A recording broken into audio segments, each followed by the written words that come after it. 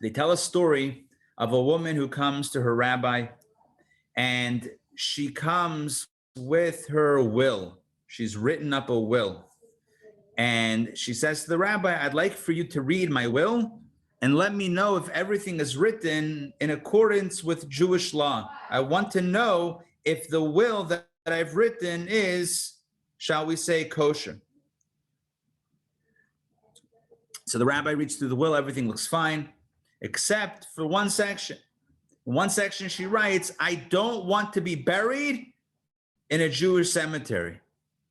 And the rabbi looks at it and looks at her. He's known her for years, for decades, from the community, from the shul, and he says to her, I don't understand. Why don't you want to be buried in the Jewish cemetery? So she says to him, it's because I want to be buried at Bloomingdale's. So he says, why do you want to be buried at Bloomingdale's? So she says to him, look, I know that way, at least my daughters will visit me at least twice a week. Okay, that's Jerry, you got the... All right, there we go. We got the drum roll, or not the drum roll, the rim shot. Look. Rim shot. Yeah, rim shot. So last week, we explored the Jewish perspective on life and death. And life, we said last week, we explored this idea that life is not the body. Life is not defined as our physical container, but rather life is defined as the soul, or as a soul. A body without a soul is lifeless. It's as lifeless as a glove without a hand inside of it. The soul is the very definition of life, and not only is it life, but moreover, it is what we would call eternal life. Therefore, we explain that death does not mark the end of life, because it does not mark the end of life for the soul. All death is the end of the body being animated by life. The true life, or true life, the life of the soul, continues on, certainly in a different state, but it continues on. That leads us directly to today's discussion. If you read the email, then you know what the subject is, what the topic is. Today's class is all about connections, soul connections. One of the biggest questions that people have, that we might have when thinking about death, is do we remain connected with our loved ones after death? Can we remain connected with our loved ones after death?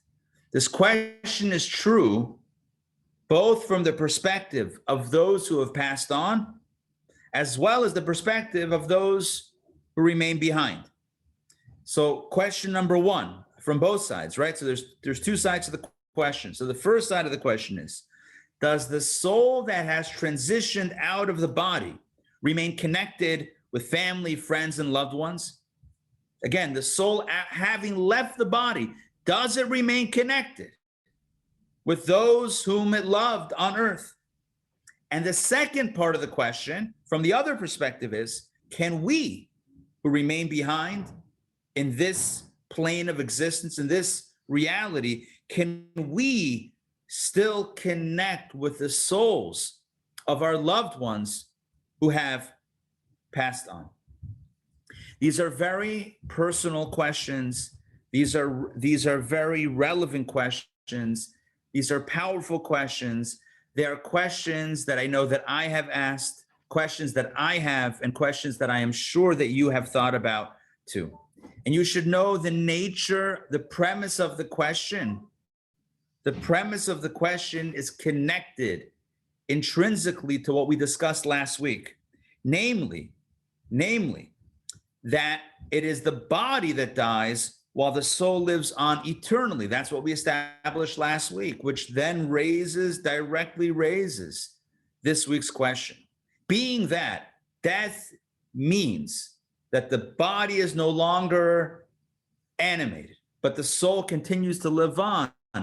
Based on that idea, now we have a question. Seeing as the soul continues on, continues to live, can we remain connected with that soul in its new space, in its unencumbered by the body state? Or once the soul segues away from the body, does it forget everything that it knew while it was connected with the body? You understand the question? Yes? The question is clear? Seeing the soul is in a new state, but still living on, can we remain connected with it? Or perhaps has the soul simply moved on to a different reality, a different sphere and an atmosphere of connection? This is the central question we're going to explore tonight from a Jewish perspective in tonight's incredible session of Journey of the Soul. Let us begin. So in order to gain a clear and comprehensive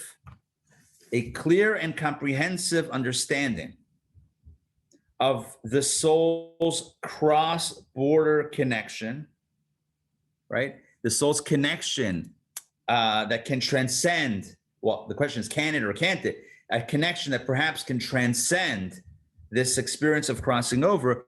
We need to look at 4 important stages that take place when a person passes away. We're going to look at these 4 stages and look at their meaning Jewishly, look at some observances, rituals, teachings that pertain to these 4 stages, and see what each of these 4 stages that speak to a person's passing, we'll see what they mean for a question about maintaining soul connections from both perspectives. Ours, we who remain behind, as well as those who have passed on. The 4 stages we're going to look at are: number 1, the moment of passing. Number 2, the moments after passing, which include the transition of the soul to the beyond. Number 3, preparations that are taken to prepare the deceased, the one who passed away, for burial, interment. And number 4, the 4 stages, the time after burial, including visiting the gravesite. These are the 4 stages, the 4 very important stages of passing that we are going to explore, and we are going to see what Judaism teaches about these 4 experiences and how each of them speaks to the larger question of soul connections. I hope this introduction makes sense. I hope you have kind of in your head the structure of tonight's class. If I had to restate it under 30 seconds, maybe even under 25 seconds, I would say simply, our question is, to what extent can we remain connected with those who have passed on and they with us? And in order to explore this question, we're going to look at 4 stages of passing: the moment of passing, the moments after passing, preparation for burial, and post-burial connections or rituals. These are the 4 stages we're going to look at, all connected with the question about connections. Hope that makes sense. Let's jump in. So we begin with our first stage, which is the initial moment of passing. And based on what you know from this course, perhaps what you've studied Jewishly in other settings, I want to open this question up and ask it as somewhat of an open-ended question or a question for discussion. What happens at the moment a person passes away? What is the significance of the moment, so to speak? I don't mean significance in any other way other than what is happening when the moment a person passes away. Can somebody give me a clear, concise description of that based on Jewish knowledge? When I was Ray, go Well, I'm speaking for experience because I was with my husband when he passed away. And if you're asking about bodily things, the heart did stop beating. And I'm asking more about from the perspective of soul, from the perspective of the soul. What happens? But thank you for we're going to focus on the body as well in a moment. I should have specified in my question, what is happening to the soul at the moment of passing? Is the soul kind of like going through a summary of its whole mission, kind of like a reflection of its purpose and contribution to like eternality? Perhaps, but on a much more basic level, and it's a very important idea which we will cover in subsequent lessons. At the very core, though, what is the moment of passing? What is happening at that moment? On a very maybe my question is even a little bit too basic. What is happening? Soul's leaving the body. So They leaves say the body. The soul separates from the body. It's created by an Perfect. angel of death Perfect. who escorts it. Okay, good. I heard a few people, I think, almost simultaneously say the same idea, share the same idea, and that is where I'm going with this. The moment of death is the moment when the soul uncouples from the body. The soul and body are joined; they are connected. We spoke last week about the body might be weak, and the soul is perhaps not as vibrant as it once was. Nonetheless, the soul and body are still integrated. The moment of passing signifies the moment when the soul and body are untethering. They uncouple from each other. But that's, again, on a very basic level. Let's look at this on a much deeper level and a much more nuanced level. According to Kabbalah, Jewish mystical thought, when we use the word soul, there are actually multiple dimensions of soul. You may be familiar with this. You may have studied this elsewhere, or perhaps in my classes. Kabbalah speaks of 5 dimensions of the soul. We are not going to cover all 5 tonight. I want to speak about very briefly the lowest 3 dimensions of the soul. I'll mention all 5, but we're going to focus on the lowest 3 dimensions. So the 5 dimensions of the soul from bottom up are called nefesh, ruach, neshama, chaya, and yechida. Again, I'm going to go from bottom up. I'll say it again. I'm giving you the Hebrew terms. In English, you could say soul, soul, soul, soul, soul, and you would be correct. There are 5 dimensions of the soul, and they're significant in the Hebrew. And instead of translating the words, I'm going to try to translate the concepts so that you understand what these are. So again, we have nefesh, ruach, neshama, chaya, yechida. I'm going to focus on the lower 3. The upper 2 are considered to be almost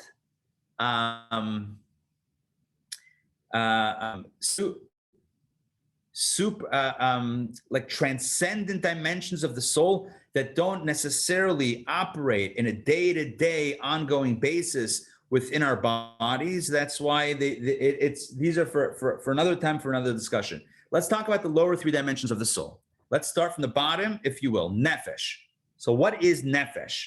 Again, the translation, soul, but it's not going to help us, right? The translation of the word is not going to help us. Let's understand the concept. What is nefesh?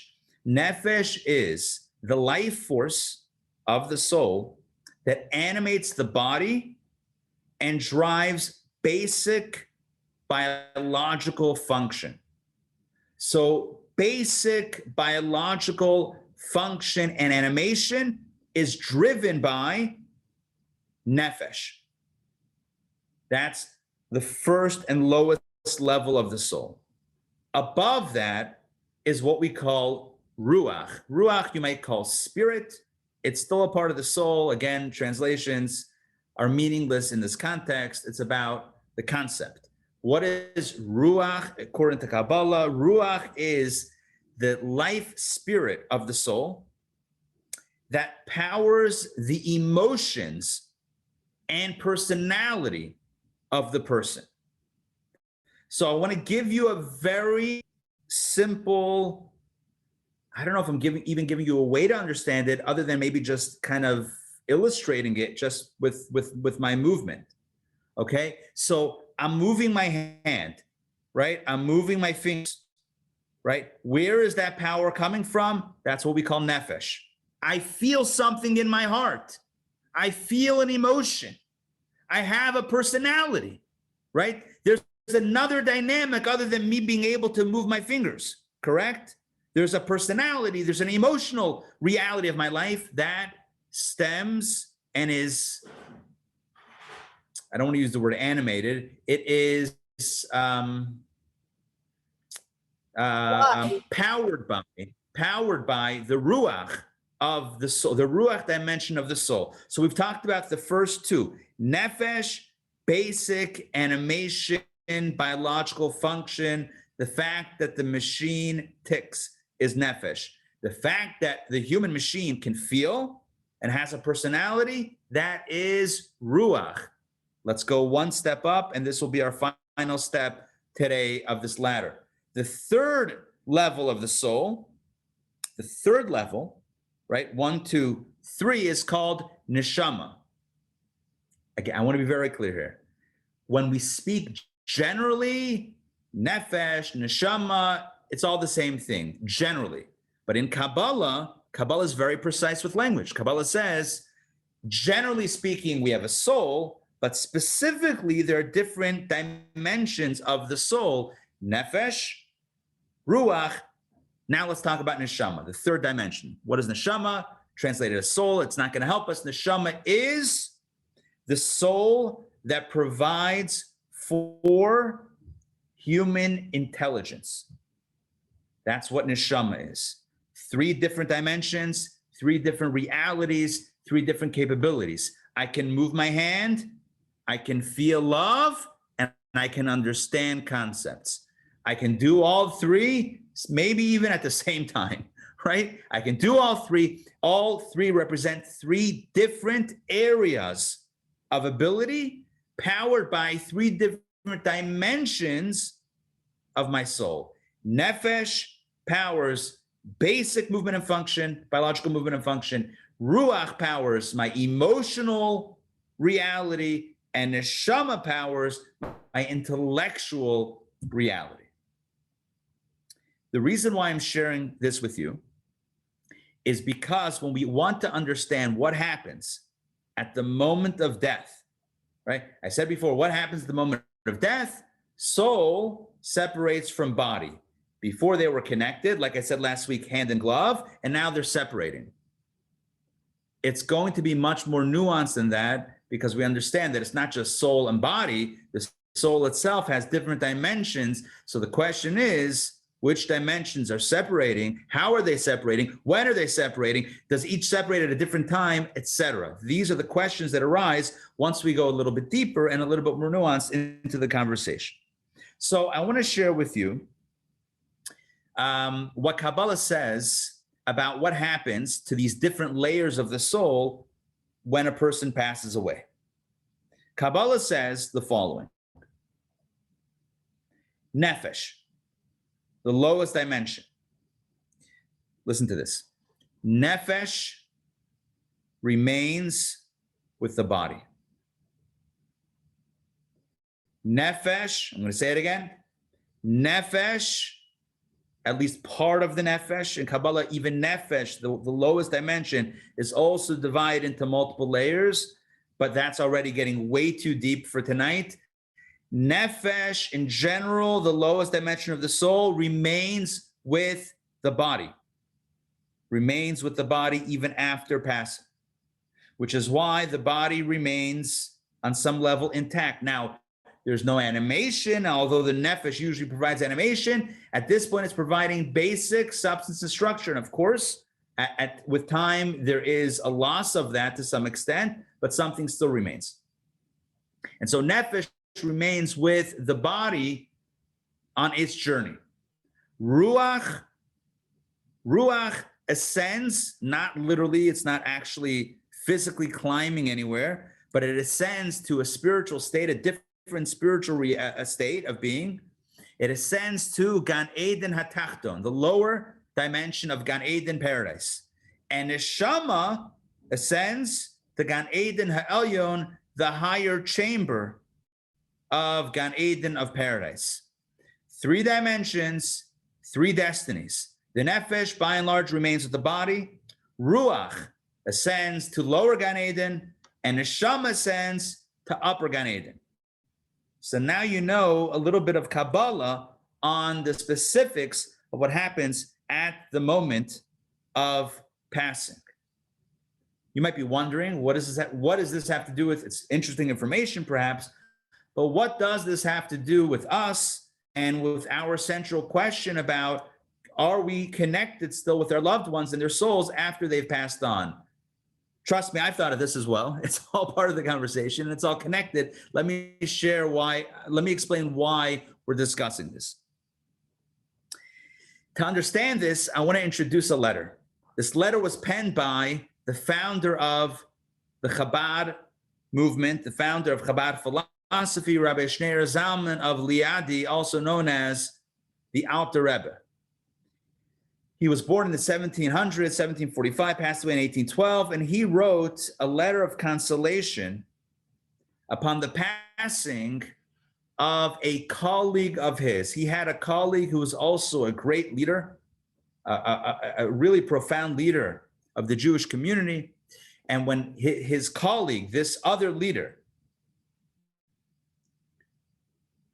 Rabbi Menachem Mendel of Haraduk, when he passed away, the colleague passed away, the Alter Rebbe, the founder of Chabad, wrote a letter of consolation to this other rabbi's disciples. All right, hope that makes sense, that little, just the context of this letter. So here is one great rabbi writing to the students of another great rabbi who passed away about a letter of consolation to console them for the loss of their spiritual guide. I'm going to share my screen with you. Oh, I should mention that at this point, I hope that most of you received your textbooks. If you didn't, you should know it's for one reason only, and that is because of the storm that recently hit. We've been, we got delayed a few days in some of the shipments. So if you did not receive your book, it is scheduled to arrive either Wednesday or Thursday. My apologies that it didn't arrive yet, but for tonight, I will be sharing my screen so we can certainly follow along together. If you have your book, pull it out. If not, take a look at my screen and let's do this together. All right, let me pull this up. Give me a moment. This should be the correct file. All right, I'm going to make this a little bit larger. We're going to jump in. Dr. Maxey, will you please get us started with text 1A, letter from the Alter Rebbe of Shneur Zalman of Liadi, as is known. As is known, the life of the tzaddik, righteous person, is not physical but spiritual. It consists of faith, reverence, and love for God. During the tzaddik's lifetime on earth, these three attributes that belong to the soul dimension of Ruach are constrained within their container and garb, namely the nefesh that is bound to the corporeal body, imposes the restraints of physical space upon these attributes. As a result, all the tzaddik's disciples receive but a glow of these Ruach attributes, a mere ray that is emitted beyond the container by means of the tzaddik's holy words and thoughts. The inability to receive directly from the Ruach is a revelatory handicap, and therefore our sages stated that it takes 40 years for students to fully plumb the depths of their master's teaching, Talmud Avodah Zarah 5b. By contrast, after the tzaddik's passing, the nefesh separates from the Ruach and remains in the grave, while the Ruach and its three attributes rise to Gan Eden. Consequently, whoever is close to the tzaddik can receive directly from his Ruach in Gan Eden because the Ruach is no longer restrained in a container or confined to a physical space. There is now a straightforward path for the tzaddik's disciples to connect with the essence of their master's Ruach, the faith, awe, and love with which the tzaddik served God, and not merely these attributes, outer glow that escape beyond their container. The disciples connect and receive commensurate to the degree of their loving connection and closeness to the tzaddik during for the transmission of all things spiritual is always by means of great love. Thank you very much for reading that. And that's the reason why, just so everybody knows, that's the reason why I gave that Kabbalistic introduction, because this letter is so important to understand what happens upon a person's passing, about understanding connections after passing on both sides. And to understand it, we needed the lingo. We need to understand nefesh, ruach, neshama, but specifically nefesh and ruach. And I want to summarize. I'm going to stop sharing for a moment, and I want to kind of just summarize and encapsulate what we just shared in that magnificent text 1a, this letter of nechama, of consolation from the Alter Rebbe. So he writes like this: the life of a tzaddik is not a biological life, right? A tzaddik is not a tzaddik because they know how to swing a baseball bat. That's not what makes a tzaddik a tzaddik. A tzaddik is a tzaddik because of faith and love and awe and in other words, the emotional personality, the spiritual and emotional personality of that individual, that is who they were. They're not a biological being. They're an emotional and spiritual being. And therefore he says, as long as a tzaddik is alive, the ruach, which is that emotional personality dimension, the ruach is stuck because all the layers of the soul are stuck in a body.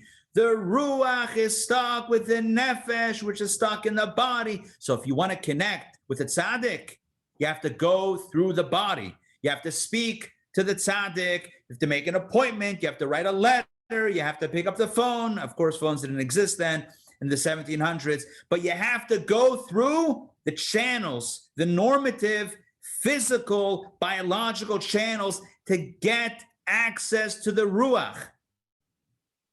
What happens when a person passes away?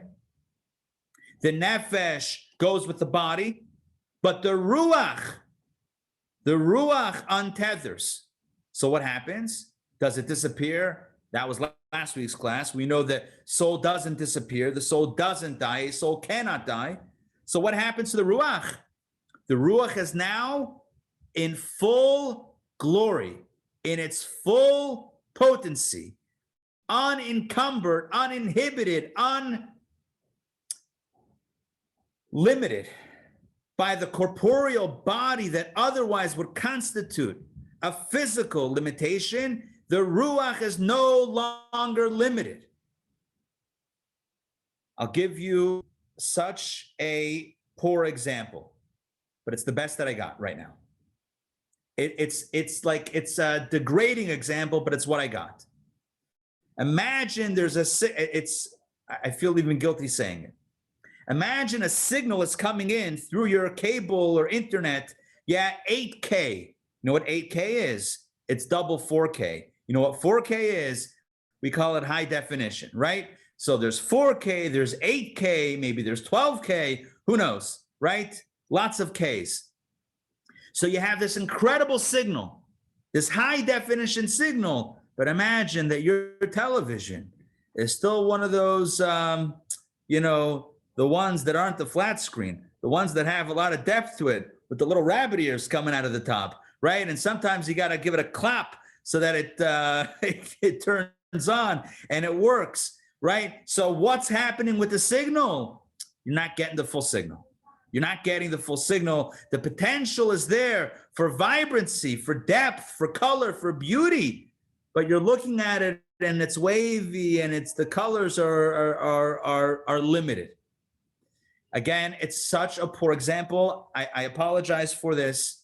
Lahavdil, I can't even compare the vibrancy and beauty and just the vibrancy of the soul, of the ruach of the soul, right?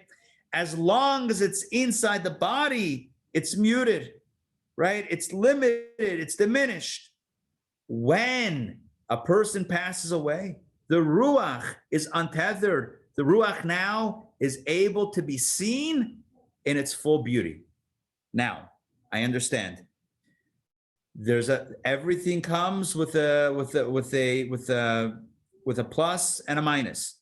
The plus is that when the soul is in the body, you can access it through the body. The minus is you're accessing it only through the body, which constitutes limitation. The plus after a person's passing is you can access it in an unlimited fashion, anytime, anywhere, anyhow, no limitations, full access. The challenge is you have to know how to tap into that energy. You have to know how to access. The way it was described in text 1, what connects souls is the bond of love, the bond of connection. What is connection? Connection. Thinking about the other, loving the other, those bonds don't change, and those bonds keep the connection alive. So again, two very important points. For those who remain behind, in other words, for those who remain living ba'al madain in this world, right? For those that remain here, death means that the ruach is no longer connected with the nefesh and the body, but it's still available. It's in Gan Eden. Where's Gan Eden? How do I get to Gan Eden? Gan Eden is right here, right? It's not higher. It's not a different physical reality. I mean, it's not a physical reality at all. It's a spiritual reality, but it's right here, so to speak. In other words, it's not anywhere else. It's ever present and ever accessible, but it's about accessing it. So the potential for access, the potential for connection is absolutely there. On the side of the soul remains, the soul not only remains alive, but actually has a greater power to self than before, because before its feelings and its ideals were muted within the body. I want to share with you one more text. This is really powerful. I'm going to read this text. This is text 1b. If you have it, if you have a book, you can open it up to page number, I think this is page 45. This is called A Spirit Unshackled, text 1b. I'm going to read this. It is also a matter of common sense that whatever the direct cause of the separation of the soul from the body, whether a fatal accident or a fatal illness, it could affect only any of the vital organs of the physical body, but could in no way affect the spiritual soul. A further point, which is also understandable, and this is the point that I was making before, is that during the soul's lifetime on earth in partnership with the body, the soul is necessarily, so to speak, handicapped in certain respects by the requirements of the body, such as eating and drinking, etc. Even a tzaddik, whose life is consecrated to God, cannot escape the restraints of life in a material and physical environment. Consequently, when the time comes for the soul to return home, it is essentially a release for it, as it makes its ascent to a higher world, no longer restrained by a physical body and physical environment. Henceforth, the soul is free to enjoy the spiritual bliss of being near to Hashem, to God, in the fullest measure. So for the soul, it is an unleashing of its full potential, its full reality. For those that remain behind, death allows those who are connected to be as connected, if not more connected than before. This is why in Jewish thought and Jewish tradition, the moment of passing, it's such a significant moment spiritually. At that moment, the full beauty of the soul, the full resolution, so to speak, spiritual resolution of the soul is unleashed, and the soul feels intensely all of its wonderful emotions. It's like everything is unleashed in that full 8K resolution, again, in that example. And although the Alter Rebbe, in his letter in text 1a, speaks of a tzaddik, of being connected with the ruach of a tzaddik even after the tzaddik's passing, the truth is this applies to every soul. That means that its pure spiritual beauty is fully on display, both for itself as well as for its loved ones who are somehow tuned in with love to the soul.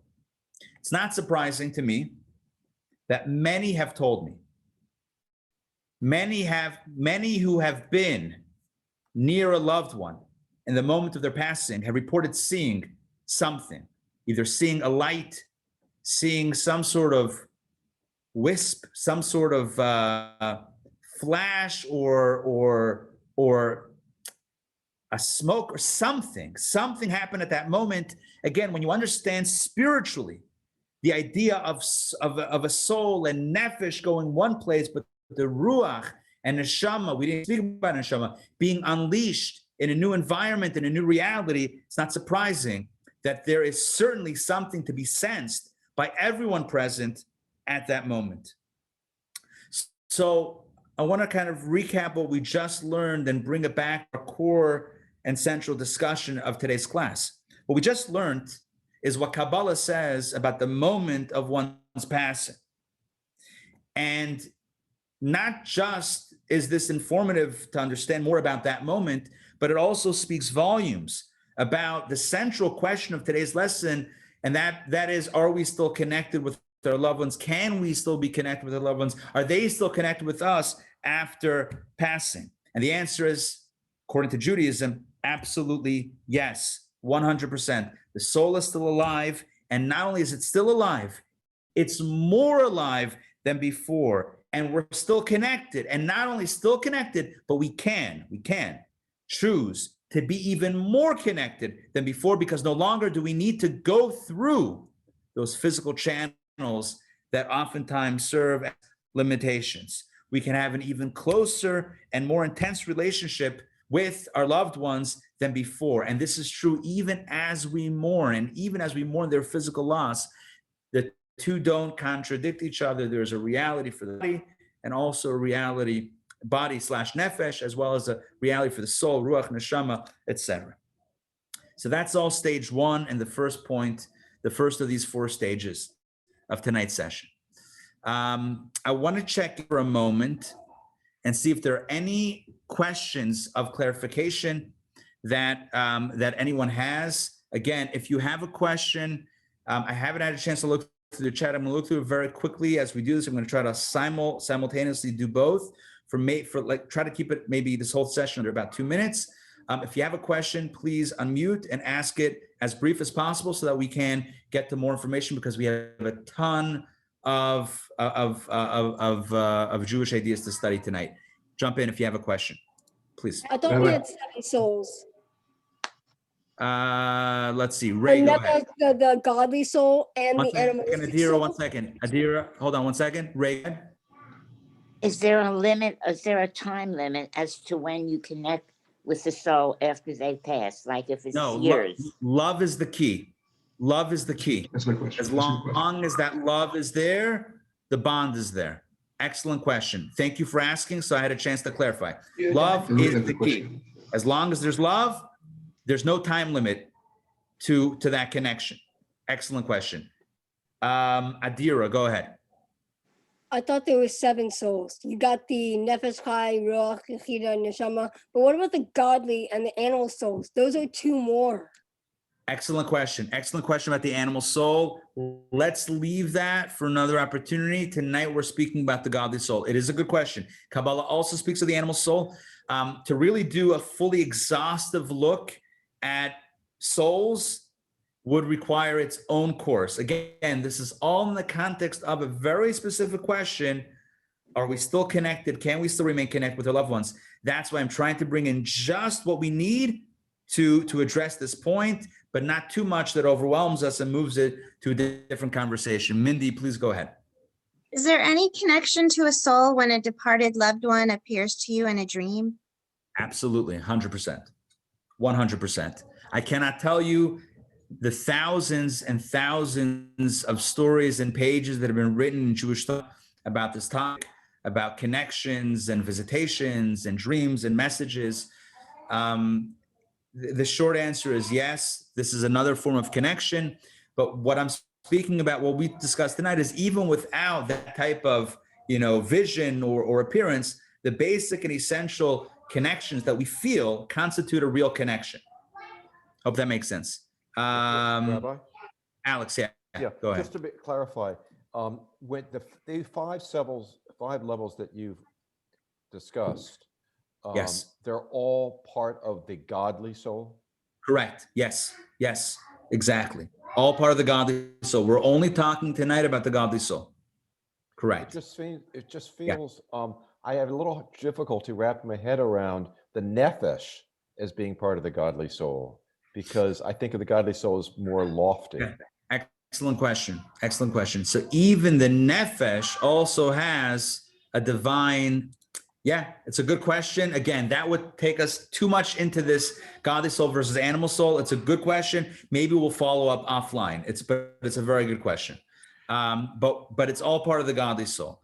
Mike, I saw you had a question. Yeah, Rabbi, I don't. This may be premature, but what is the origin? Where does the soul begin?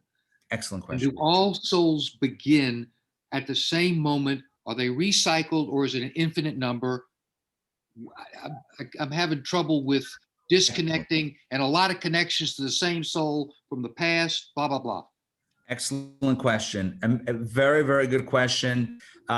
Essentially, souls are coming directly from God, and all souls originate at the same time.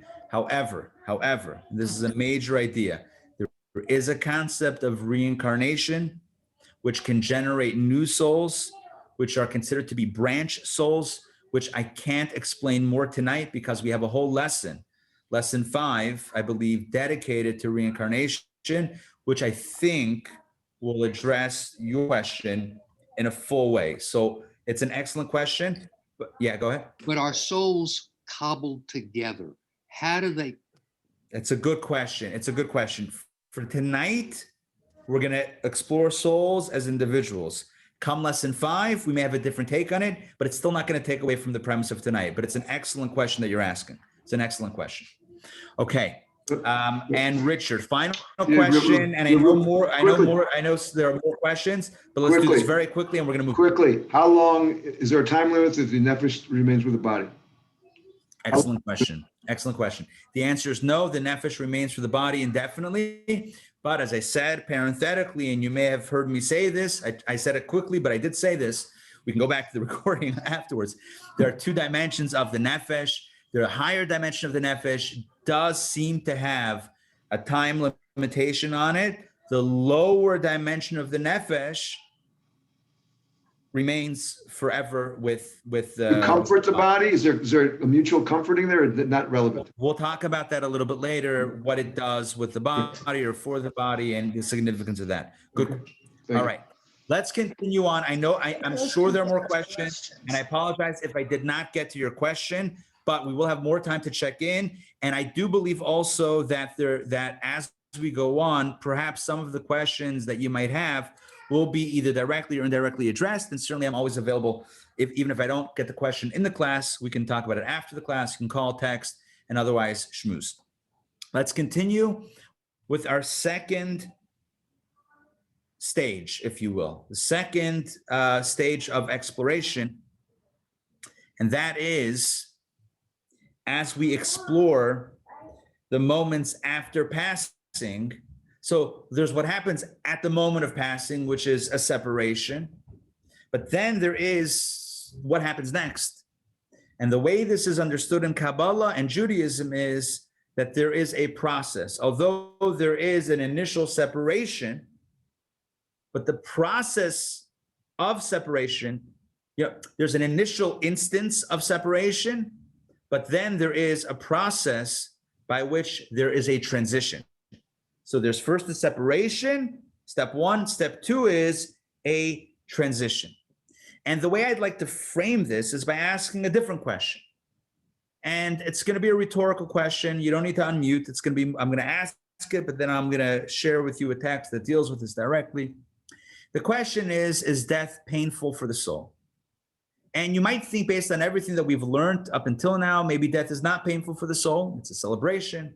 It's high definition. Finally, can plug in to the truth and become aware of self in a way that was not possible before, married to the body. And on one level, it's true, and we just literally spoke about that, but there is also another reality, and that is that in our tradition, we understand that death is painful on some level for the soul. To explain why and how this is so, let's continue inside. I'm going to share my screen with you, and let's continue our text and our exploration. What we're going to do now is pull up text number 2. This is coming from the Zohar. The Zohar is the primary book of Kabbalah. not the first book, but the primary source, one of the primary sources of Jewish mystical teaching. The Zohar says the following, Mindy. Please read, if you're up to it, please read text number 2. Sure. Okay. Oh, nothing is as hard for the soul as its separation from the body. Thank you. And this may raise a question, as I just raised before, if the soul separating is a benefit for the soul because now it's no longer stuck in the body or stuck through the vision, through the limitations of the body. So isn't that a celebration? Why is it difficult? Why does the Zohar say that nothing is as hard for the soul as its separation from the body? And that's a strong statement. That's not hyperbole. That's not the Zohar trying to give us some shock value statement. It's not, a hot take, God forbid. This is literally a reality, a spiritual reality, that nothing is as hard for the soul as its separation from the body. We spoke about it a little bit last week. We spoke about how life is difficult for the soul, but how death is also difficult for the soul. And I want to cycle back to that and explain this statement on 2 levels. Level number 1, on a basic level, the soul, and yes, it includes even the ruach and even the neshama, even those higher dimensions. The soul becomes accustomed to its relationship and its connection with the body after spending 60, 70, 80, 120, please God, years with the body. The soul, even those higher dimensions, gain a certain connection with the body. The body is familiar to it. It's what it's accustomed to. It's home. It's home. On a deeper level, like we discussed last week, the soul knows, the soul senses that upon its separation from the body, it will no longer be able to do a mitzvah. But again, getting back to on the most basic level, the soul becomes attached to the body. The soul becomes attached to the body, literally and figuratively. It's attached to the body, but it grows attached to the body. It grows accustomed to the body, even the higher levels. The ruach and the neshama, it learns how to feel through the heart, and it learns how to think through the brain. And so you have these higher dimensions of the soul that are still relating and accustomed to relating to the body. And yeah, the body gives it a hard time and provides, limitation for it, but it's like an old couple that may argue, but they can't live without each other either, right? They don't always see eye to eye, but they're always side by side. They're always side by side. So separation, the soul separation from the body is difficult. Nothing is painful for the soul as saying goodbye to the body. And so this takes us again to our second stage. Yes, death constitutes separation, but this separation is not easy, and therefore it doesn't happen instantaneously. Yeah, there is an initial separation that does happen instantaneously, but there is a transition period, as we'll see from the text. This is very important, and indeed it's very powerful to explore. I'm going to share my screen with you once again. Let's pull up the relevant texts. We're going to go through in rapid succession a series of texts, beginning with text number 3, 4a, 4b, and 4c. So text 3 says the following. I'm going to read this. For 3 days. This means 3 days after the first 3 days after a person's passing. Soul hovers over the body, thinking that it can return to it. After 3 days, when it sees that the body's face has changed, it leaves the body and departs. Next text, 4a. For 7 days, the soul goes from the house where it lived to the grave, and from the grave back to the house. And the soul mourns its body. After 7 days, the body is subjected to its fate, and the soul ascends to its place. Text 4b. We're going to explore all of these. I'm just going in rapid succession, so you'll see why. Text 4b, for 30 days, the soul and the body are judged as one, and thus the soul is located down here on earth. After that, the soul ascends while the body erodes in the earth. And finally, text 4c, for 12 months, the body still exists and the soul ascends and descends. After 12 months, the body becomes null and the soul rises and no longer returns. And if you or I, or if you and I were being picky, we would say we've just uncovered 4 texts that contradict each other. One text says after 3 days, the soul moves on. One text says after 7 days, the soul moves on. One text says after 30 days, the soul moves on. And the final text said after 12 months, the soul moves on. So which one is it? Which one is it? Does it take 3 days, 7 days, 30 days, or 12 months? And you know the answer. You know the answer. I don't need to tell you the answer. Anyone who's ever moved on from anything knows that it happens in stages. There's no such thing as, I just moved on, right? There's no such thing as, yep, I just moved on. We could say that, and we can think that, but you and I know anyone who has in any way moved on, moved out, any sort of transition, it happens in stages.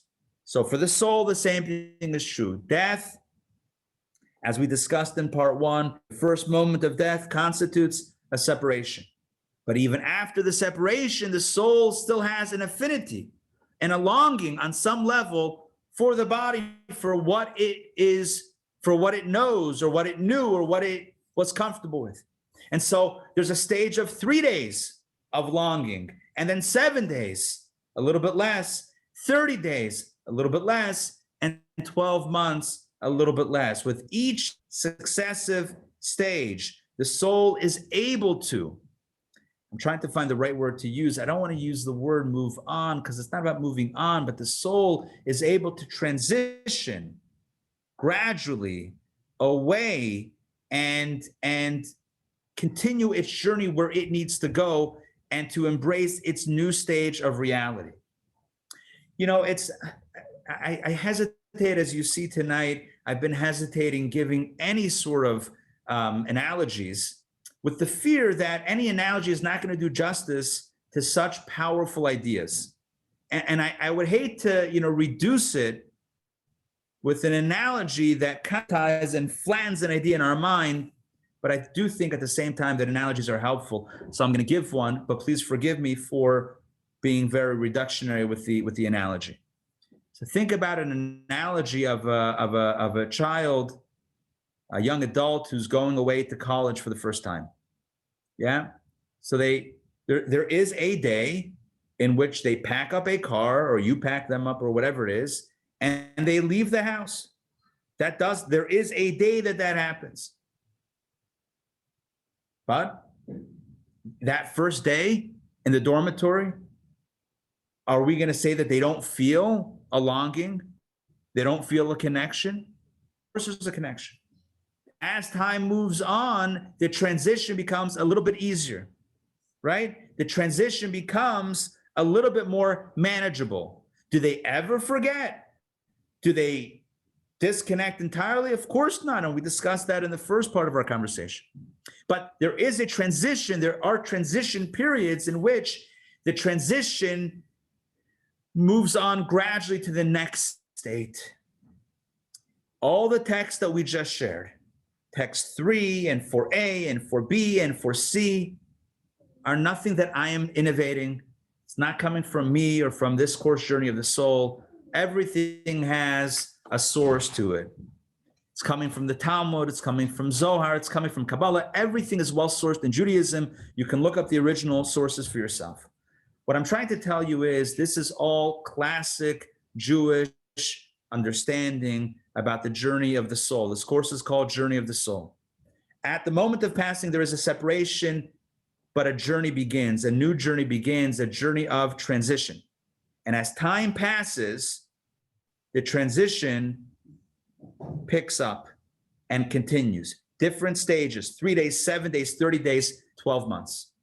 This is what is discussed in Jewish thought. What's incredible, and this is the next point, which is mind-blowing. What's incredible is that this process of disengagement, if you will, for the soul is perfectly paralleled by the grieving process of the loved ones of we who remain behind. In other words, as the soul continues its journey and it moves away and further moves on, and its pain, if you will, is alleviated by its journey and its slow and steady progress away from the body, away from its experience on earth in a body. As the soul becomes more comfortable and less in pain, Jewish law, listen to this, Jewish law calls upon us to respond in like measure. Jewish law calls on us to grieve. And again, I have to be very clear here. Grieving is intensely personal and absolutely individual, an individual experience. At the same time, there is Jewish law, halacha, that discusses the grieving process. And there are different forms of grieving that we're meant to do for 3 days, for 7 days, for 30 days in the first 12 months. And the point, and we're going to go through some text in a moment, the point is that one perfectly mirrors the other. And I'll tell you in a moment the significance of that. But first, let's look at this inside and let's see these different stages as they are reflected on earth with the mourners. Take a look at text number 5, Maimonides. Rambam writes the following. This is halacha, Jewish law, the laws of mourning. Mourners observe 3 days of weeping, 7 days of eulogies, and for 30 days, restrictions on haircuts and wearing freshly ironed clothing, marrying, joining a celebration of friends, and traveling on business, which means that the most severe restrictions in Jewish law for the first 3 days, then 7, and it's easier, and then 30 days, again, a little bit easier, although there are restrictions, and then 12 months, there are also restrictions. We have another text that speaks about the 12-month period from the Code of Jewish Law. I'm going to read it quickly. I don't want to get bogged down in the details of this because today's focus is not about how to mourn and how to grieve. That's really next week's class, which I'll talk about at the end of this week's class. But just to note, what is the 12-month period? Here we go. If you encounter an acquaintance within 30 days of that person having lost a next of kin, offer words of consolation and avoid the customary pleasantries. If 30 days have elapsed since the relative's passing, greet your acquaintance in the usual manner and offer indirect words of consolation. Avoid mentioning the deceased by name and extend a generic consolation such as may be comforted. If your acquaintance is mourning the loss of a parent, you should offer direct messages of comfort for the first 12 months, and only after that scale it back to indirect consolation. And again, you might wonder why the details and what does it mean? Today's class is not about specifically the laws of mourning, as much as I'm bringing this up to point out that in Jewish law, these stages are discussed: 3 days, 7 days, 30 days, and 12 months. I saw somebody wrote in the message box about Kaddish. Kaddish will be discussed in a different class. Why Kaddish is not for 12 months, for 11 months. I could give you an answer now, but it's not on the topic, and I don't want to distract from the point. I want to be very clear as to what the objective here bringing all of this is. The objective is very, very simple. It's to say that death marks the separation, but after that moment of separation, the journey begins. Yes, the child has left the house and gone to college, but they're not gone yet, right? They haven't moved on yet. There's still a connection, a lot of phone calls, and maybe some tears as well. And it's not so easy, and oftentimes it's painful because it's a gradual process of divestment, of letting go. And as that eases for the soul on its journey, it eases in parallel to those who remain behind. The implication is staggering, and I will spell it out. in hopefully very clear terms, the implication of these parallel realities, these parallel steps, the implication of them paralleling each other is staggering. And the message is that we mourn not only for our loved ones, but more importantly, and maybe more profoundly, we mourn with them.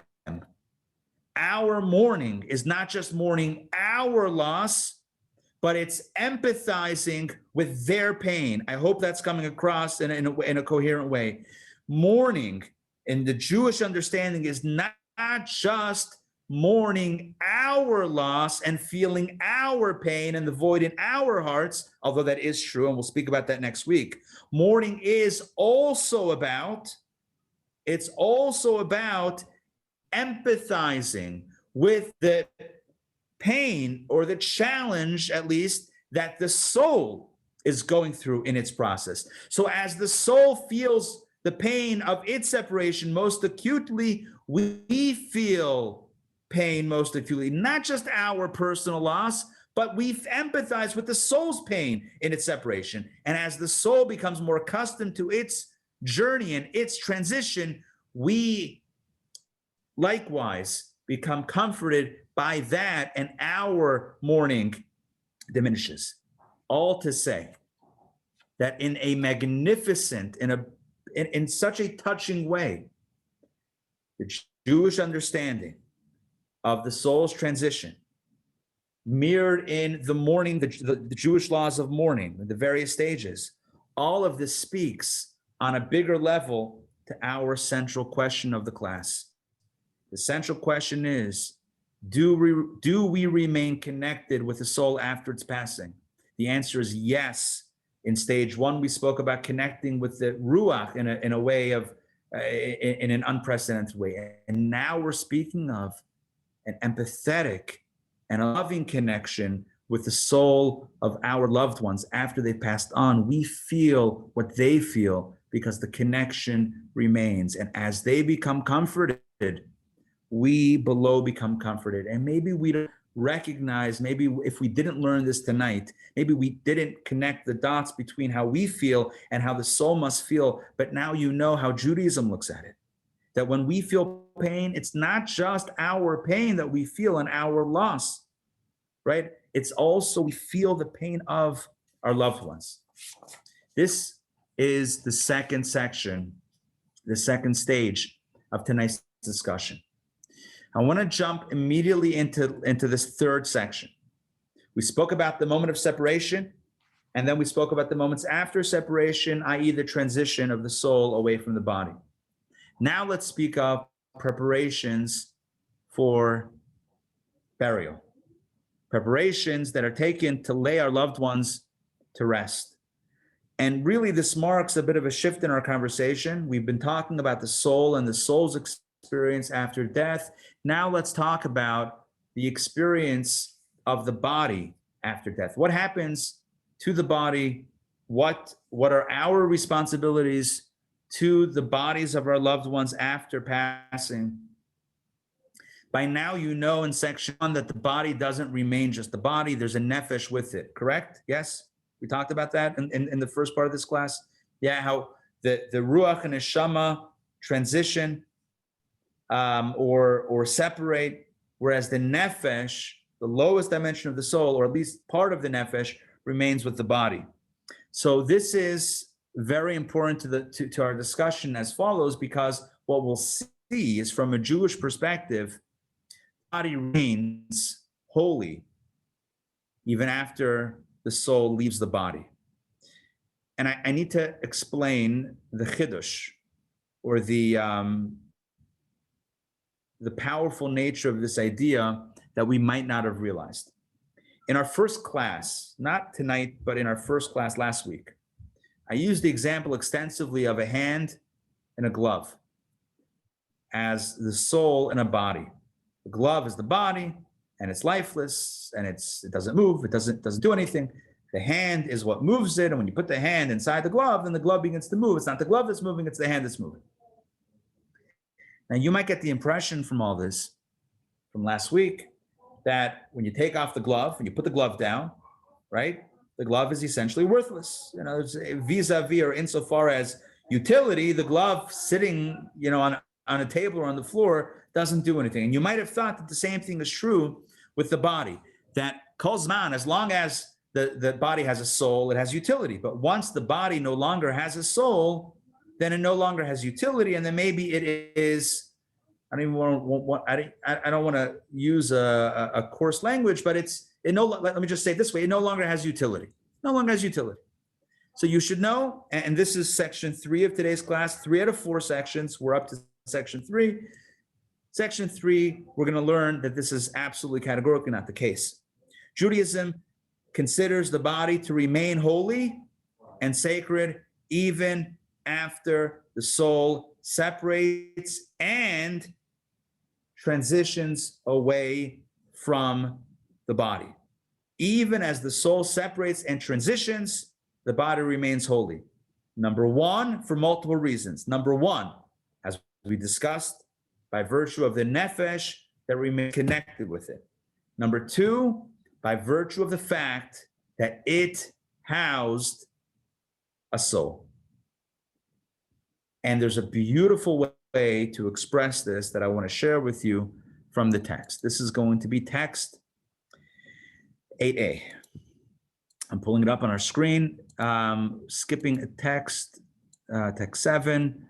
Okay, take a look at what the Talmud says. Let's ask Richard. Please, Richard, please read text 8a. If you are available to do so, please unmute and take it away. Okay. One who is present at the time of a person's passing is required to tear their clothing. This is because a person's passing is likened to the burning of a Torah scroll. The Talmud says that if you are present when a loved one, when a human being passes away, that halachically, legally, you need to tear clothing. It's called kriya. You have to do kriya. Why? Because it's like the burning of a Sefer Torah, the burning of a Torah scroll. The halacha is, Yushla says that if God forbid a Torah scroll is burnt, right? God forbid some tyrant comes in and says, burn the synagogue, burn the scrolls.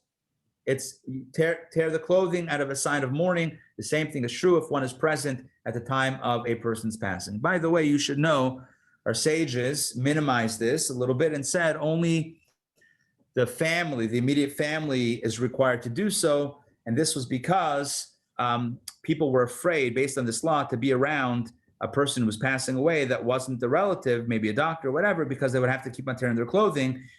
And back in the day, people didn't have a lot of clothing. So to make it more manageable, this became something that is done by family, close family, and not necessarily by just anybody who is present at the time of a person's passing. I just mentioned that parenthetically. But here's the purpose of why this is brought. There's a correlation, a connection, that's a comparison in text 8a between a person passing away and the burning of a Torah scroll. And the question is, what exactly is the nature of that connection? This takes us to text 8b. I'm going to read this. This is from the this is from the Ritva, Rabbi Yom Tov Shvili, who was a great scholar in the 1200s. He writes as follows: Nachmanides, Ramban, to the sacred names of God that are inked on a Torah scroll's parchment as an analogy for the sacred soul that is installed within the corporeal body. And I need to unpack this and explain very briefly what's going on here. The Torah scroll contains God's name, and therefore the Torah scroll itself, the parchment, the ink, have a designation of holiness. They are holy because they are inscribed with God's name.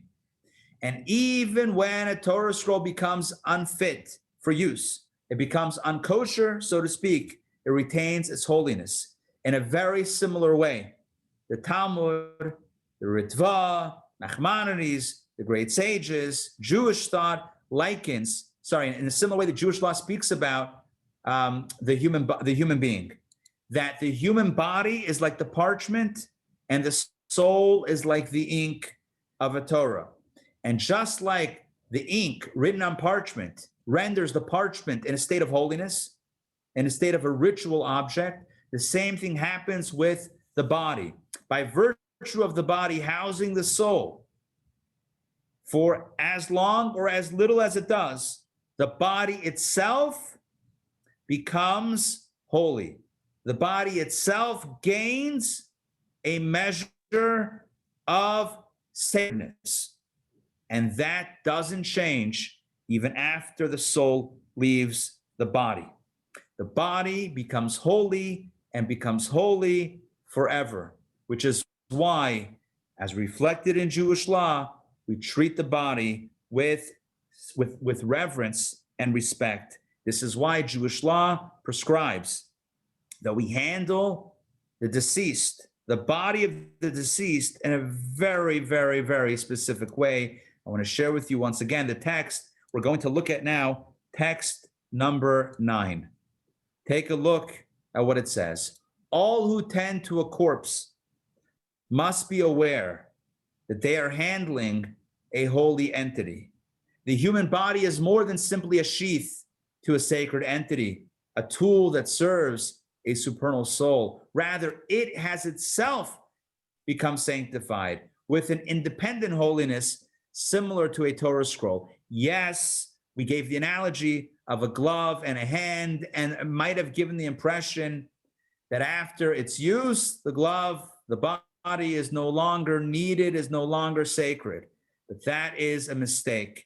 In Jewish thought, the fact that a soul, a holy soul, life itself, was housed in the body for any length of time renders the body sacred and holy with its own holiness.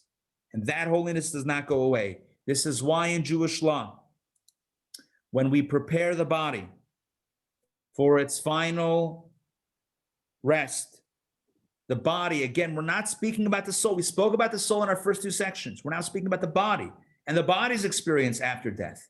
Jewish law tells us that the body must be handled, as we saw, with respect and dignity. The body is gently cleansed and dressed in shrouds in preparation for burial. The body is always covered, even when it's being cleansed. The body is never placed, when I say clothed, its dignity is always maintained, even when it's being cleansed. So it's not unnecessarily undressed. The body is never placed, the human body is never placed face down. No casual conversation is had in its presence. And the body is never left alone from the moment of the passing until it is laid to rest. It is the Jewish tradition not to leave a body alone. All 6 of these instructions and really Jewish areas of Jewish law pertaining to the body reflect our perspective and our perception of the body's dignity.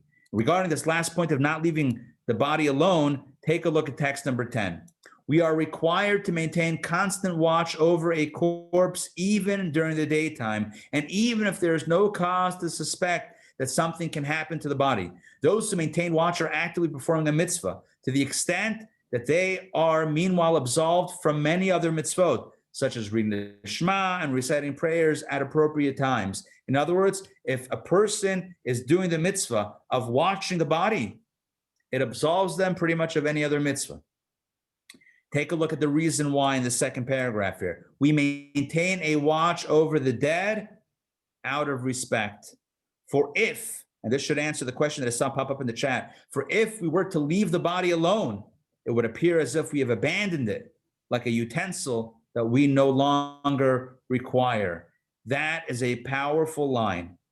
That is a powerful line. If we just walked away from those who have passed on from the body and said, that's it, we're moving on and we have places to go, and the person is deceased anyway, that is considered to be like abandoning it like a utensil that we no longer require, and that is not respectful to the body. Therefore, it's an ancient Jewish tradition. And I need to mention this. Not everybody is aware of the Jewish tradition. Not everyone can perfectly always do all of the Jewish traditions, but it's important that we know what our tradition teaches. So we're presenting Jewish tradition. Jewish tradition says that when a person passes away, the soul has its experience, the body remains holy, the body remains sacred. We treat it with dignity, we treat it with respect, no casual conversations, utmost dignity, and it's not left alone. It's not left alone because that might indicate, even indirectly, that we're no longer feeling the sanctity, the sacredness of the body. All of these laws respect the Jewish perspective on the body, that even in death, the body, not just the soul, the body remains holy and must be treated thus at all times. And friends, this is another way in which we express our connection to our loved ones even after their passing, which is the central theme of today's class. Do we remain connected? How do we remain connected? This is another way in which we express that connection, the connection not just with soul and love, but the connection with the body of our loved ones too. After all, that their body was the physical interface that our soul had, that we had with that person. We connected with that soul through their body. We knew and we loved and we connected with that person through the interface of the body. And that's how we continue to respect and care for the body after the soul leaves. And the soul certainly is aware of the care that we have for its body. As I said multiple times, it is the nefesh, or part of the nefesh, that remains with the body. And certainly the ruach and neshama that do transition away slowly, right? They are certainly still connected with the nefesh, which is still connected with the body. As we treat the body with respect, that gives a lot of pleasure and puts the soul at ease and keeps that bond intact with our loved ones.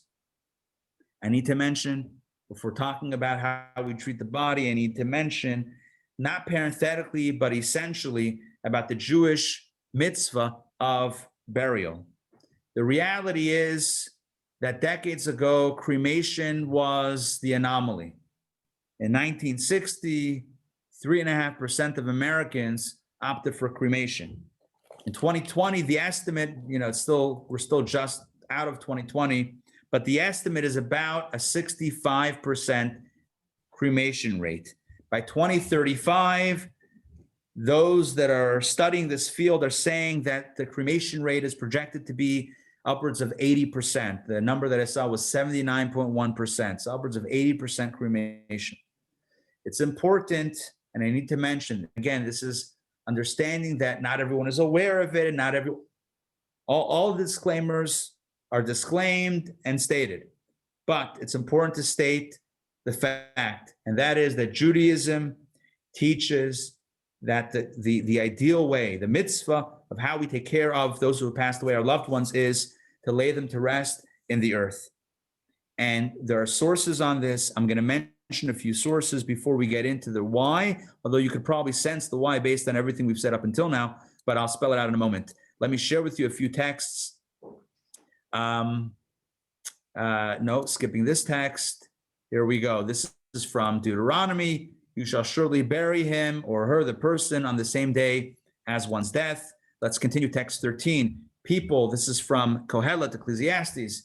People proceed to their eternal abodes, and the mourners go about the streets. The dust returns to the earth as it was, while the spirit returns to God who bestowed it. The relevant line there is, of course, the dust returns to the earth as it was. And text 14, for you are dust, and you will return to dust, from Genesis.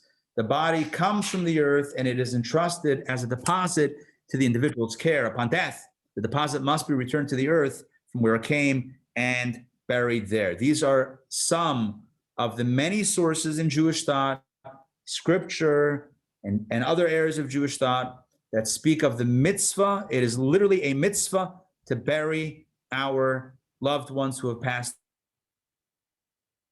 Like it's a mitzvah, a matzah on Passover, a mitzvah, whatever mitzvah you can think of. This is one of the 613 commandments, a mitzvah to bury. And we can understand this, you know, if we want a rationale or an understanding, we can understand this based on everything we've discussed up until now about the awareness of the soul for the body, the body's own sanctity, right? The soul is aware of what's going on because it's still connected. The nefesh is still connected with the body. The body still has a nefesh and is still sacred and must be treated with respect. The soul we spoke about transitions slowly away from the body. All of the texts that we cited, 3 days, 7 days, 30 days, 12 months, talk about the soul kind of revisiting the body and kind of mourning the loss of the body, but then slowly, you know, recognizing that it needs to go, but it wants to stay, but it needs to go. And that process allowing itself to play out. How tremendous see be destroyed in an instant. Be incinerated. And again, I don't mean to speak too harshly, and I'm speaking from the perspective of what Judaism teaches about it. And I know that there's awareness and pragmatic considerations, and I get it, and these are conversations, but it behooves me.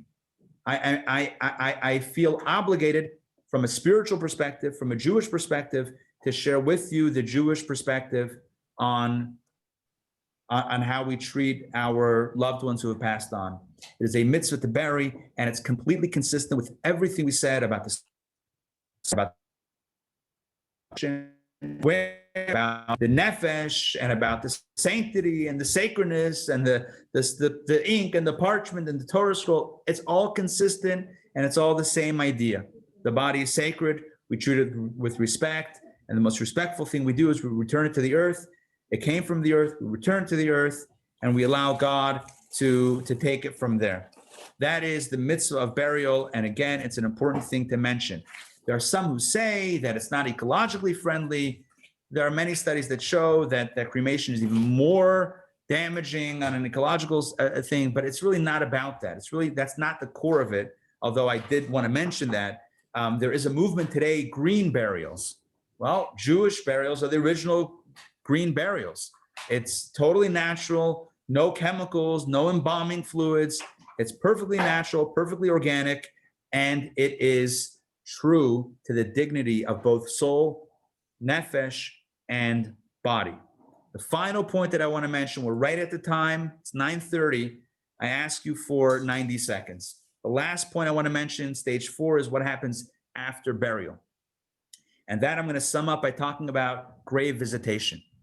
Jewish law tells us that it's important to visit our loved ones in the cemetery. In fact, there's a custom to visit on a yard site. There's a custom to visit before Rosh Hashanah, before the Jewish New Year, and on auspicious occasions. And we visit just to visit. We visit to connect. We visit to indicate that we feel the connection and that our loved ones should know that we're still thinking about them. In fact, there is a tradition that you may be aware of that when visiting a cemetery, when visiting the gravesite of a loved one, to take a stone, a pebble. Have you heard of this one? Not if you've heard of this. And you mark the grave by putting a pebble on the grave. Why do we do that? For 2 reasons. Number 1, to evoke the sense like a stone that's eternal, rocks, eternal. We find something that's round that also indicates a circle of life, but we try to indicate the eternality of our belief in the soul. We believe the soul is eternal and the stone. We lost him.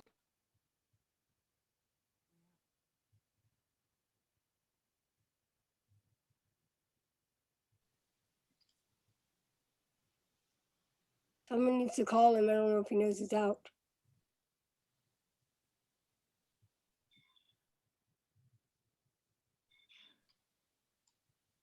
I'm assuming he's the manager of the Zoom call, so he should be able to get back. What's going to happen now? It Our just Desert got will good. us. Just kidding. He'll sign back in. We lost you, Rabbi. You're on mute, Rabbi. Is this like in college where if the professor is 15 minutes late, you can leave? No. Don't leave. I'm back. So here's the deal. The class is about this. The class is about connections. So here's the point. Even when there's a disconnection, you should know there's a connection right around the corner. And I think I don't know what happened. There must have been a glitch in my connection, my internet for a moment. But I'm glad that you stayed and for the finale of this class. Look, the theme of the class is all about connections. And even when it seems perhaps that there's a disconnection, there's still a connection. And this is true for the soul. This is true in our relationship with the body, and it's true as we visit our loved ones in the cemetery. It's a mitzvah, and in fact, there are sources, text 17, which we don't have a chance to read, that says that those in the cemetery say, we take pleasure when we are visited in the cemetery. Why? Because it expresses our understanding and our belief and our relationship with the connections that we maintain. So in summation, we began the class with the question, can we maintain a connection with our loved ones after their passing? Unequivocally, the answer is yes. Soul remains connected with souls, always can remain connected. Love is the key. Love is the channel. Love is that connection that connects us with our loved ones. We relate to them, they relate to us. But as we've seen tonight, it's not just love as a concept, but it's also what we do for our loved ones after their passing, how we treat their bodies, we maintain our connection with them and our memory of them in visiting the gravesite. And we didn't even speak about honoring them by continuing their legacies and continuing making a mark on the world as they did. There are many ways to remain connected, but one thing is for sure, after death, we can remain connected and remain connected in a stronger way than before. I ask you to indulge me for one more moment to share with you one final text that I think is powerful and summarizes everything we spoke about. This is a letter that was penned by the Lubavitcher Rebbe in 1958. He wrote this to a woman named Mrs. Chana Sharfstein. She was a young woman who had lost within a very short time period, both her father, her mother, and her mother-in-law in a very short amount of time. This is what the Rebbe wrote to her in consolation. Blessing and greeting.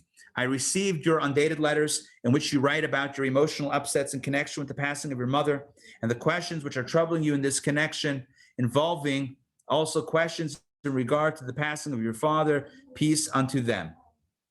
So the Rebbe writes one point, but here's the next point. Another fundamental point to remember, which is a direct bearing on your letter, is that all believers in God believe also in the survival of the soul. Actually, this principle is even discovered in this physical world, where science now holds as an absolute truth that nothing in this world, in the physical world, can be absolutely destroyed. How much more so? That's the law of conservation of matter. How much more so in the spiritual world, especially in the case of the soul, which in no way can be affected by the death and disintegration of the physical body. It would be silly and illogical to assume that because a certain organ of the body ceases to function, affecting other physical organs of the body, that the spiritual soul would also be affected thereby. The truth is that when the physical body ceases to function, the soul continues its existence, not only as before, but even on a higher level, inasmuch as it is no longer handicapped by the restraints of the physical frame. Thirdly, listen to this, this is the kind of the final points over here. Thirdly, the attachment of children to their parents and the general attachment between close relatives during life on this earth is surely not a physical attachment by the respective physical bodies of the relatives. Essentially, the attachment is a spiritual one due to the spiritual affinity between those concerned and the qualities of the soul, including such spiritual things as character, kindness, goodness, etc., all of which are attributes of the soul and not of the body.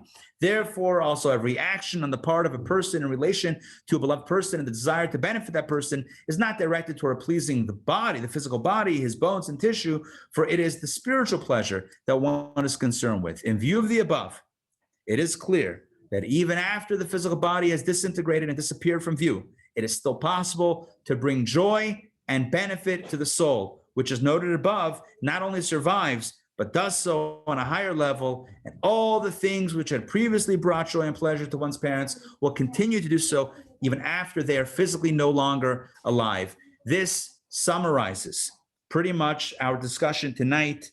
There is a soul. It remains connected with our loved ones, with us in an even greater way. And what we do for them, including what we do in maintaining the dignity of the physical body, all expresses our love and our care for our loved ones. And following these traditions and values in Judaism can bring us much comfort and strength till we remain behind after the passing of ones. Thank you very much for joining me tonight for lesson number 2 of Journey of the Soul. Thank you for being part of this journey, and I look forward to seeing you next week for lesson number 3. Speaking of lesson number 3, let me share with you quickly what we're going to talk about, and then I'm going to open it up for questions. I'm going to go to the questions in the chat as well, and we'll have a conversation. Next week the class is called The Morning After, Morning, M-O-U-R-N-I-N-G. Today we explored the unbreakable connection that exists between souls, even after their passing. But how do we balance this belief in the soul's eternality and our ability to connect with them? How do we balance that with this devastating feeling of loss, that gaping hole that exists in our hearts after the loss of a loved one? So next week, we look at the very real dynamics of grief and loss and bereavement from a Jewish perspective. We're going to explore the natural contours and stages of grief and see how the Jewish grieving process, in other words, the grieving process as discussed in Judaism with its unique traditions, can help us process our pain in a sensitive, holy, and healthy manner. I look forward to continuing this journey with you next week. Again, thank you for being here. Thank you for being part of it. And thank you for the continued conversation. All right, let's get into the chat. And of course, your questions. So feel free at this point, if you have to go, if you want to go, you can certainly do that. If you want to stay in and discuss, I'm here for the next little bit. Judith. Yes. Yeah. Hi. Good to see you. A question about Alzheimer's in particular. So with Alzheimer's, the body loses, or any degenerative disease, I guess, the body loses its ability to have an intellectual connection to reality, ultimately physical abilities. And so, speaking personally from my dad's journey, does the soul stay throughout that? Because it feels to me like Ruach had gone a long time before the actual passing. Does the Jewish religion have a thought on that? It's an excellent question. What you're asking is, could we perhaps say that some basic life force of the soul is remaining tethered to the person, but maybe some of the higher dimensions of the soul have already transitioned? Right. I have not seen that in the sources. My understanding is that the soul, even the higher levels, do remain connected with the body, with the person. And really what's the way I understand it based on Kabbalah, listen, there's no point for me to tell you how I feel about it, but really to tell you what I've learned about it from Jewish thought. I'm not representing my own feelings on the matter. I'm trying to represent traditional Jewish perspective. So I'm going to do my best to do that. Even if it's not discussed the specifics of any single individual illness, etc., or disease. But one thing that is discussed is that the soul, on whatever level we're talking about, in order to function, requires what's called a vessel within the body to express that. So it's like the way Kabbalah talks about this is light. I'll give you the language, R and Keli, light and vessel. So you need both to work together to have it optimized. If the vessel is compromised or is not for whatever reason is not functioning or healthy in a certain way, then the light, if you will, of the soul is not able to operate in its fullest measure. Does that mean that the light jumps or disappears, or does it mean that it just can't be expressed in a full way? My understanding is that it's not the former, but it's the latter. So to your question, does that mean that the ruach and neshama have perhaps already gone and only the nefesh is remaining behind? My understanding is that it wouldn't be the case. The ruach and neshama are still there, even if it can't be seen. And when I say seen, expressed in an obvious way, it's still there until the moment of passing. And at that point, that's when those dimensions move on. That is my understanding of it. There may be some more nuances to it, but that's a basic understanding that I have of the sources. Okay, thank you.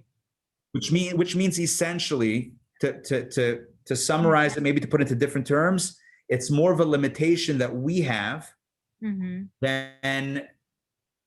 an objective absence of the soul, right? So it's kind of like, give you another way to understand it.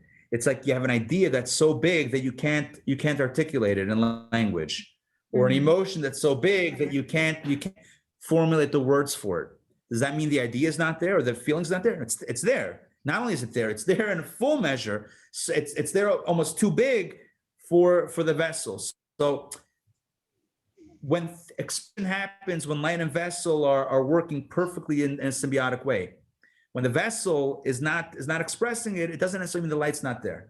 So that's I think I'm reiterating it, but maybe with a little bit of it just makes me wonder whether that eases the path to transition, because at that point the soul's kind of already a little dissatisfied with its vessel. I don't know, maybe I'm looking for comfort, but no, you could say that. You could say that, and I think based on what we discussed tonight and what we'll discuss next week, because next week also directly ties into this conversation, I think there might be some measure of even if not separation, but already setting the stage for an understanding of transition from the soul's perspective. If we could put it that way, I think it might be accurate to say that. Even what I said last week's class, if you recall at the end of last week's class, we talked about living a more spiritually oriented life. And I didn't bring it around full circle because I had so many things to get to tonight. But honestly, that also ties into the same idea about transition, right? So the more spiritually oriented we are, the easier the transition of the soul is away from the body, because it's not missing as much the physical dynamics. Of course, it does miss that. Every soul will miss that and will need a transition. But the more we're leaning towards something a little bit higher, that helps the transition become a little bit easier. Again, getting back to our example, and I don't mean to reduce it too much, but there are ways to set our children up for easier separation, if you will, or easier transitions into different spaces. In a healthy way, not in an unhealthy way, not in a drastic way, but in a healthy way. There are conversations and skills that we can do, and it's similar. And that's not exactly the point that you brought, but I also wanted to bring it back to the, it touches on it, but I also wanted to bring it back to what we discussed in the first lesson. But thank you for asking that and for sharing that as well. Sure. I saw a question. You know what happened when I lost connection? I lost all my chats. So, so I'm a little bit, without that. Justine, you wrote that you have a question. Are you still here? Justine, are you here? She left. Justine left. Okay. Jerry, go ahead. I got a question. We talked earlier about 3 days and then 7 days. And then 30 days and 12 months. And all of those correspond to times of mourning for the survivors. Yes. Where does the 3 days come in? So is that the time before burial? No.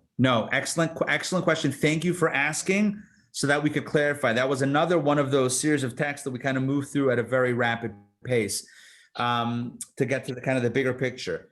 But let's focus on the 3 days and what is the 3-day period? What does that mean? And where do we see that reflected in Jewish law and the Jewish experience? So to address the last part of your question first, the mitzvah is to bury at the earliest opportunity, ideally same day, if not next day. If it can't be the next day because of travel and relatives and honoring the deceased and preparing it for burial, then maybe it's pushed off a day or two. But we try to do it as close as possible. So the 3 days is not for that. What we're saying is that for 3 days, a person, right? It's a what's the word I'm looking for? I need to articulate this in a way that's accurate. For 3 days, the source said it's about crying and not about eulogizing. You see, eulogizing is already about looking at, the legacy and looking at the good times and looking at, it's about almost kind of moving it into a bit of a positive, right? And it doesn't mean that you can't have any, fond recollections and any, positive views for the first 3 days. But the first 3 days is where Jewish law says we're allowed to. It's normal to not to be in the state of tears, to be in the state of grief and fully feeling that grief and not wanting to hear or not being comforted even by the eulogies and by the fond recollections. It doesn't mean that in the Shiva house, the first day, that we don't do that, day 2 or whatever it is, that we don't do that. We do that also. But the first 3 days are in a more acute way of sensing the pain. And then for the remaining, it's not 7 days on top of that. It's 7 days, including that, which means for the next 4 days, it's more about the eulogy and it's more about, recollections and legacy and speaking, maybe some, as people like to talk about, humorous stories of loved ones and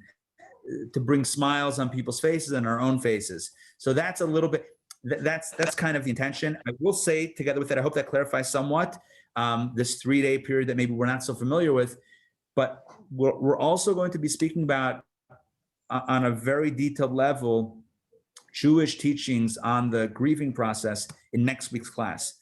In next week's session, we're really going to focus on the grieving process, the way it's explored and understood in Jewish thought. So stay tuned for that because I think some of that also will be clarified. I hope that clarifies a bit. Doreen, I see you have a question. Yeah. Oh, I got so many. Is this for all souls? And then when does the soul start going through whatever process it needs? Excellent question. Good question. Good question. The answer is yes. This is for every soul. Every soul goes through the process of separating from the body, and it's a transition. Even a perfect tzaddik still has a separation process. Number one. Are we talking just Jewish souls? No, every soul is spiritual, and every human soul is spiritual, and every soul has. For a long time. Listen, we have a tradition about how we do it, but the concepts remain the same all the way through. Now, to your other question, which was about the process. What was it about? Say it again. The process. Well, souls. Certainly, I doubt, not of a tzaddik, but a regular person has stuff to make up. Oh, right. Yeah, right. Your question is about like reckoning and judgment and that sort of thing. So we will explore in subsequent sessions, we will explore about heaven and hell and about those types of dynamics, but very short. This happens concurrently. In other words, as the soul is transitioning on from the body, it also, right, the more it moves away from the body, the more it can take stock of what it did, what it still needs to do, and kind of look at that and divest itself, frankly, of any attachments that it needs to divest itself of in order to go where it needs to go. And again, we'll speak about that more in subsequent lessons. Somebody wrote before about Kaddish, 11 months versus the 12 months. It says in Jewish thought that the process of cleansing the soul, fully divesting of any material and or negative attachments that it may have picked up on its journey on earth, that divestment period, the maximum amount of time takes 12 months. For the Rishon, for the wicked, it takes 12 months. We don't want to assume about our loved ones that they needed the full 12 months, which is why we only do Kaddish for 11 months and 1 day. Because if we did it for 12, Kaddish helps ease the transition. Again, we didn't speak about it today. We're going to have it in another lesson. But Kaddish is a prayer that in the Jewish formulation eases the transition for the soul. Kaddish is an act of kindness for the soul, another form of connection. We do it not for ourselves as much as we do it to help the transition of the soul of our loved ones. It's a very important point, and it does connect with today's class and the idea of connection and those themes. It's really important to remember that that's what the purpose is, and that's what we only do for 11 months and 1 day, because we don't want to declare about our loved ones and say, yeah, they probably need the full 12 months. God forbid to think that, and God forbid to express that in our actions. So we only do it for 11 months and 1 day. So we're in the 12th month with 1 day, and then we stop saying Kaddish with the belief that our loved ones have not needed the full 12 months to transition away, but have found that peace and that embrace the new reality in a short amount of time. Sylvia, question. Don't forget to unmute. Don't forget to unmute. Yeah, hit unmute and jump in. Yeah. Okay.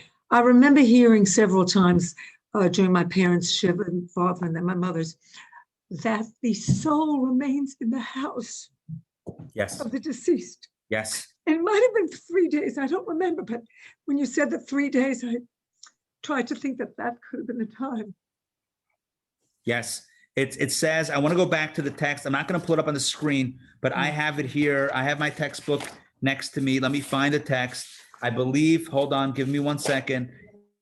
It says in the Zohar, it says in Kabbalah, for 7 days, the soul goes from the house where it lived to the grave, and from the grave back to the house, which is why, and I wish we had a little bit more time to delve into each text, but we had upwards of 20 texts today, and that could take the whole class just doing the text and not even connecting the dots.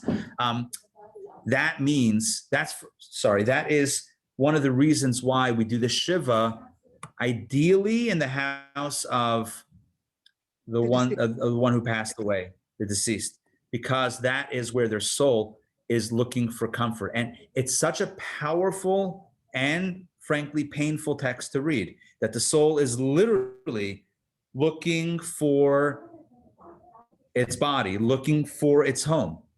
And the pain that we feel, again, this is the point that I did mention in the class, the pain that we feel is not only our own pain, but it's an empathetic pain, and it mirrors the pain that the soul is going through at the very same time. The soul is, I'm not going to say the soul is lost, because God forbid, a soul is never lost, right? But the soul has feelings of displacement, of not being where it wants to be, or where it, because it's not where it was. And that's painful for the soul. There's no way around that. It's straight up stated in our Jewish teachings that it is painful for the soul. It doesn't mean that it doesn't get better. It doesn't mean that it's not intended. It's part of the process, but it's a difficult part of the process. Thanks for mentioning that, and thanks for raising it. Howard, yeah. Rabbi. One second, Howard, you were gonna say?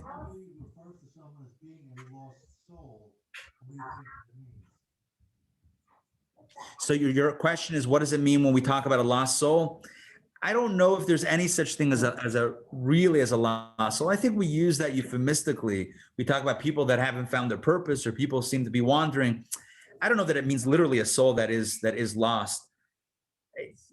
There are sources in Kabbalah that speak about souls that have maybe unconventional journeys and transitions, but that's there are certainly unusual cases, but for the most part, the experience of the soul is the way we described it, and it's not lost, but it sometimes feels a little bit disconnected. Can a soul get stuck? I see in the chat, can a soul get stuck? There's too much guidance from on high, from God, for the soul to really get stuck. And if it does get stuck, there's reincarnation, which we'll speak about in lesson number 5. And Adina Malka is mentioning she felt her mother's soul as a wisp lingering in her bedroom. Yeah, that's something that many have recalled or mentioned, and it's not the same for everybody. And some talk about a light, and some talk about some sort of sense. And not everyone has the experience, and certainly not everyone has the same experience. but there's certainly some power in, not some power, there's certainly tremendous power in that moment. Questions? Rabbi, yes. Yes, When you were Rhonda, go talking ahead. about the soul being comforted in its home, it made me wonder, Yeah. are there like deceased relatives who are welcoming it and comforting it and bringing it home? Do we know about that? Excellent question. That is a powerful question. In other words, let me restate the question. When a soul leaves the body and goes on its journey to where it goes, does it reconnect with the souls of those that were in its narrative on earth? Right? That's your question. Yes. And is it welcomed? Is the transition aided to? There are sources, Jewish sources, that say definitively the answer is yes. The soul remains connected. The soul of the one who passed on, right, remains connected both with those souls that are still in bodies on earth, as well as those souls that it was previously connected to. If we think back to the original text that we had, I think it was 1a from the Alter Rebbe, the letter that he wrote as a consolation to the disciples of his colleague, right? And the idea that we mentioned there was that the Ruach is untethered and in high definition, and the way to connect to a Ruach is with love. Then it can happen from a soul on earth to a Ruach, but it can also be Ruach to Ruach. Does that make sense? Totally. Spirit to spirit directly, right? So it's all about the love. Sometimes we think that love, and this gets back to Judith, what we mentioned before in the question that you asked, sometimes we think that the only reality is the reality that's perceptible, that we can perceive through the vessel. And if we can't see through the vessel, it means it doesn't exist, right? Like love is defined as a feeling, an emotion that the body can feel. But that's not the whole meaning of, that's not the whole experience of love. Love transcends the body's channeling of such love. And the reason why I say that is because you can have two souls unencumbered by bodies that have a love for each other, soul to soul in a pure way. So we might, for the human mind that again constitutes the soul's intelligence, the neshama working through the human brain, it's hard to fathom, well, what is love if there's no one that's alive? How can we can love those who passed on, and maybe we can imagine somehow on some level they love us, but how can two souls love each other if there are no bodies involved at all? Again, that's us limiting the concept of love to its physical manifestation. We have to be able to, and I guess it's good training, right? Divest the concepts from a very materialistic understanding and understand them on a bit of a pure level. Love exists on a pure level, soul to soul. Excellent question. Thank you for asking that. Mark, you had a question. Go ahead. I saw the hand and I saw the chat. Yeah. Myself. I jotted this down. There's a seeming contradiction that the soul stays on earth to communicate with us. After 3 days, 7 days, 30 days, 12 months, each stage then concludes says it's gone. And the only text that said we can communicate after the soul moves on is through a tzaddik. It doesn't talk about somebody who's not. So can we communicate or not? And what's so you're pointing out two things that are very important. Number one, in that series of texts, 3 days, 7 days, 30 days, 12 months, there seemed to be a contradiction. One says that after 3 days, the soul moves on. The other one says after 7 days, the soul moves on. The next one says after 30 days, the soul moves on. The next one says after 12 months, the soul moves on. So when does the soul move on? So I addressed that in the class, and I just want to reemphasize it here, that the way we understand it, looking at the bigger picture, and certainly as reflected in Jewish law with the different stages of mourning, is that every text that says that after 3 days the soul moves on, it doesn't mean completely. It's kind of like the example that I gave, the child that goes to college after 3 days is now used to college. Does it mean they don't sometimes feel a longing? Yes, they do, but it means relative to the pain or to the longing that they had before, relative to that longing, they moved on. but relative to a more subtle longing, they haven't moved. So that's why every time it says the soul moves on, it just means moves to the next stage of transition. I hope that makes sense. It made sense in my mind. I hope it came through across as I spoke it. As to your second question, which is what's the source of connecting to our loved ones? Is it only that source from that letter, text 1a, that talks about a tzaddik? So there is a text that I skipped, which is really important. And you know what? It's so important. And Mark, thank you for asking the question, that I'm going to break with tradition. Q&A, I don't usually share texts. I'm going to share a text because of how important this is. This is text 16. The truth is, it's a critical text. And I didn't get to it in the class because we were running against the clock. But here's what's going on. This is not talking about a tzaddik exclusively. This is talking about everybody. And here's what it says. It says, the nefesh, as you know, remains present in the grave due to the fact that it remains among the living. In other words, the nefesh is in the grave, and the grave is in the cemetery, and the cemetery is on planet Earth, and planet Earth is among the living. In other words, since the nefesh remains among the living, it is therefore acquainted with their pain. The nefesh in the grave is acquainted with the pain of the living. At their time of need, listen to this, the nefesh pleads with God for mercy on their behalf. When the inhabitants of the world are in need, when they are in sorrow, and they visit the cemetery, the nefesh is aroused to their plight. Listen to this. The nefesh ascends and awakens the ruach, which in turn entreats God for mercy. Consequently, the Holy One, blessed be He, has mercy on the world. This is not only talking about a tzaddik, this is talking about everybody. This is talking about every person that has passed on. The nefesh remains in the grave, and it remains connected both with those that are still alive, as well as its own ruach, which is in Gan Eden Atachton, lower Gan Eden. And therefore, it serves as a bridge between these two realities. It knows our pain, and it can present it to the ruach, which then presents it ultimately probably to the neshama, and then the other stages until it gets to where it needs to go. The point is, there's an absolute connection that we have with our loved ones. And that text, the context is about visiting, the power of visiting the cemetery. But even without visiting the cemetery, there are ways to connect with love directly to the ruach. This is a way of visiting and connecting with the nefesh, but through love, we said, you can connect with the ruach. I hope I'm not using too many Hebrew words to confuse everybody. I hope what I'm saying is making sense. Great, thank you. Pleasure. Thanks for asking. Adi, go ahead. You have a question?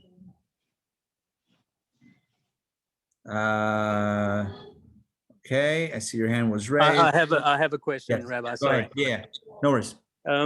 It gets back to the beginning when you were talking about the ruach and the neshama being constrained by the body.